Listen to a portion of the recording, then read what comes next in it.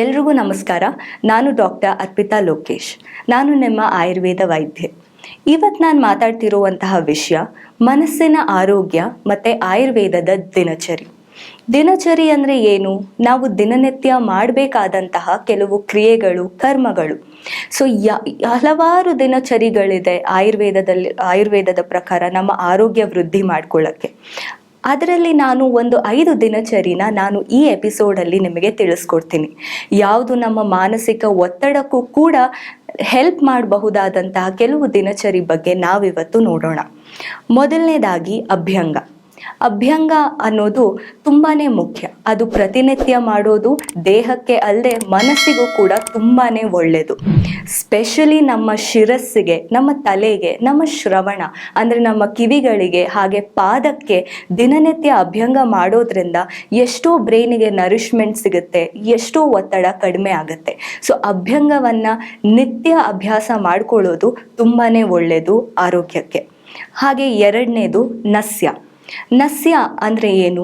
ನಮ್ಮ ಮೂಗಿನ ದ್ವಾರದಿಂದ ಕೆಲವು ಆಯಿಲ್ ಡ್ರಾಪ್ಸ್, 2 to 3 ಆಯಿಲ್ ಡ್ರಾಪ್ಸನ್ನು ನಮ್ಮ ನಾಸಕ್ಕೆ ಹಾಕೊಳ್ಳೋದ್ರಿಂದ ಏನಾಗುತ್ತೆ, ಊರ್ಧ್ವ ಜತೃಗತ ವಿಕಾರಗಳು ಅಂದರೆ ನಮ್ಮ ಕ್ಲಾವಿಕಲ್ ಮೇಲೆ ಇರುವಂತಹ ಎಲ್ಲ ಆರ್ಗನ್ಸ್ ಅಥವಾ ಸಮಸ್ಯೆಗಳಿಗೆ ನಸ್ಯ ತುಂಬಾ ಒಳ್ಳೆಯದು. ಇದು ಸ್ಟ್ರೆಸ್ಸಿಗೂ ಕೂಡ ಹಾಗೆ ಬ್ಯೂಟಿ ಪರ್ಪಸ್ಗೂ ಕೂಡ ತುಂಬಾ ಒಳ್ಳೆಯದು. ಫ್ರೀಕ್ವೆಂಟ್ ಅಟ್ಯಾಕ್ಸ್ ಆಗ್ತಿರುತ್ತೆ ಕೆಲವ್ರಿಗೆ, ಸೈನ್ಯೂಸೈಟಿಸ್ಗೆ, ಅಲರ್ಜಿ ಆಗ್ತಿರುತ್ತೆ. ಇಂಥವ್ರು ಕೂಡ ದಿನನಿತ್ಯ ನಸ್ಯ ಅಭ್ಯಾಸ ಮಾಡ್ಕೊಳ್ಳೋದು ತುಂಬಾ ಒಳ್ಳೆಯದು. ಸೊ ನಸ್ಯ ಮಾಡೋದು ಹೇಗೆ? ನಿಮಗೆ ಮನೇಲೇ ಇರುವಂತಹ ತಿಲತೈಲ ಆಗಿರಬಹುದು, ಅಣು ತೈಲ, ಹಾಗೆ ಷಡ್ಬಿಂದು ತೈಲ, ಈ ರೀತಿಯಾದಂತಹ ಔಷಧೀಯ ಆಯುರ್ವೇದ ದ್ರವ್ಯಗಳು ನಿಮಗೆ ಸಿಗುತ್ತೆ. ನೀವು ಬೆಳಗ್ಗೆ ಎದ್ದ ತಕ್ಷಣ ಮಲ್ಕೊಂಡು ಚೂರು ತಲೆಯನ್ನು ಎತ್ತಿ ನಿಮ್ಮ ಮೂಗಿಗೆ, ನಿಮ್ಮ ನಾಸ್ಟ್ರಿಲ್ಸ್ಗೆ 2 to 3 ಡ್ರಾಪ್ಸ್ ಈಚ್ ಈ ನಸ್ಯ ಅಥವಾ ಎಣ್ಣೆಯನ್ನು ಬಿಟ್ಕೊಳ್ಳೋದ್ರಿಂದ ಆದಷ್ಟು ಅನೇಕ ಊರ್ಧ್ವ ಜತೃಗತ ಸಮಸ್ಯೆಗಳಿಗೆ ಇದು ಒಂದು ರೆಮಿಡಿಯಾಗಿ ಕೂಡ ವರ್ಕ್ ಆಗುತ್ತೆ. ಹಾಗೆ ಮೂರನೇದು ವ್ಯಾಯಾಮ ಮತ್ತು ಧ್ಯಾನದ ಅಭ್ಯಾಸ. ವ್ಯಾಯಾಮ ನಮ್ಮ ದೇಹಕ್ಕೆ ಒಳ್ಳೆಯದು ಕೂಡ, ಹಾಗೆ ಧ್ಯಾನ ನಮ್ಮ ಮನಸ್ಸಿನ ಫೋಕಸ್, ಕಾನ್ಸಂಟ್ರೇಷನ್ಗೆ ತುಂಬಾ ಮುಖ್ಯ. ಹಲವಾರು ಜನಕ್ಕೆ ಗೊತ್ತಿರುತ್ತೆ ವ್ಯಾಯಾಮ ಒಳ್ಳೆಯದು, ಧ್ಯಾನ ಮಾಡೋದು ಒಳ್ಳೆಯದು ಅಂತ, ಬಟ್ ಅದನ್ನು ಪ್ರಾಕ್ಟಿಕಲ್ಲಾಗಿ ಅಪ್ಲೈ ಮಾಡೋದ್ರಲ್ಲಿ ನಾವು ಫೇಲ್ ಆಗ್ತಿದ್ದೀವಿ. ಅದ್ರ ಬದಲು ದಿನನಿತ್ಯ ನಿಮ್ಮ ಲೈಫಲ್ಲಿ ಈ ಪ್ರಾಕ್ಟೀಸ್ನ ಇನ್ಕಲ್ಕೇಟ್ ಮಾಡ್ಕೊಳ್ಳಿ.